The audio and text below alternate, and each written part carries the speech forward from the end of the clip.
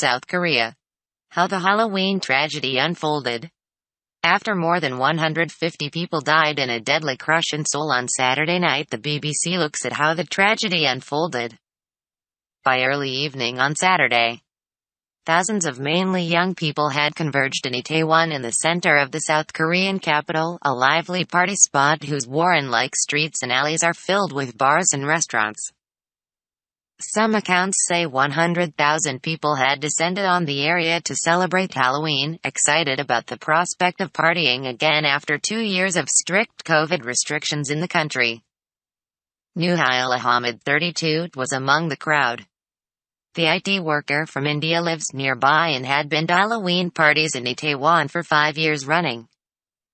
Last year the celebrations had been lively, but under control, with police preventing people from entering busy areas.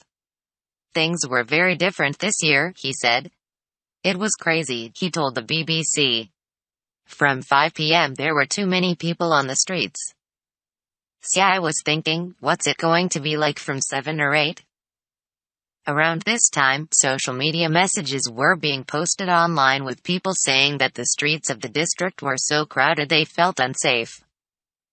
Mr. Ahammed and a group of friends spent the evening in Itaewon, hanging around a narrow, sloping alley off the district's main street that was about to become the main focus of the tragedy. We always go to this alley, he said. I don't know why, but there are always good bars and people in costume. By 11 p.m. it was clear something was wrong, and an alarmed Mr. Ahammed found himself caught up in a huge crowd of people.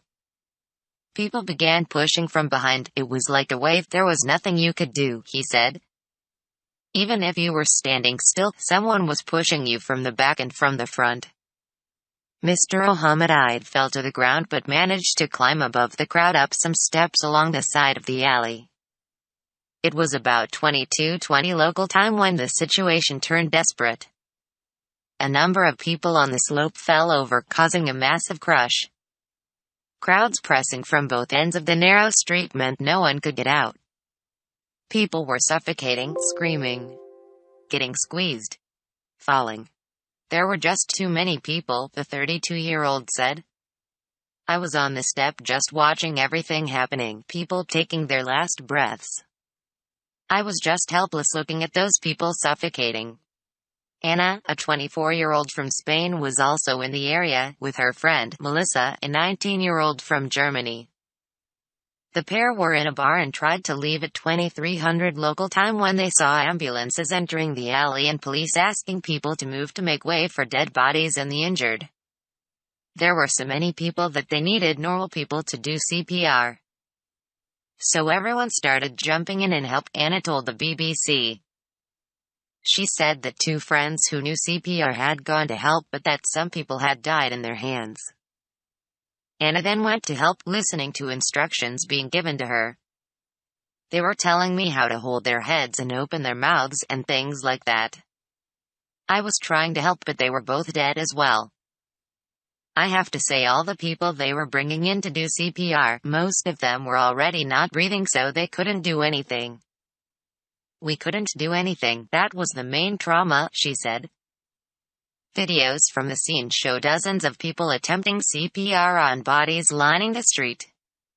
A BBC reporter on the ground said they saw a number of ambulances, thousands of people, and many bodies covered with blue sheets.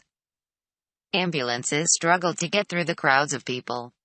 As is often the case in a fast-moving tragedy like this, news about what had happened was emerging piecemeal. Initial reports said that about 50 people had suffered cardiac arrests, a common cause of death during a crush, but it was clear from grim photographs of body bags lining the streets that this was a major incident. The first confirmed death toll was issued at 2:30 local time, 17:30 British Summer Time. Officials said that 59 people had died and a further 150 were injured. An hour later the numbers had jumped to 120 dead with 100 injured, and climbed further still as the night wore on, soon surpassing 150. Mr. Ahammed said that even hours after the crush occurred, people in the area were still partying, with music still being heard coming from some of the bars and clubs in the area. It's not clear if these venues and their patrons were aware of the seriousness of what was happening around them. Within hours of the tragedy unfolding, South Korea's President Yoon Suk-yeol had held an emergency meeting and announced an investigation into the cause of the crush. On Sunday morning, he announced a period of national mourning. "My heart is heavy and I struggle to cope with my grief," he said, adding that he felt responsible for people's lives and safety. There is usually a hive of activity around Itaewon on Sunday afternoons, but the day after the tragedy many shops, restaurants and cafes were closed, and the area's main street was sealed off. A local resident told the BBC she was shocked at the sight of body bags along the street. As the country grapples with how the tragedy unfolded, attention will inevitably shift to safety standards and crowd control measures, as people ask if more could have been done to avoid this tragedy.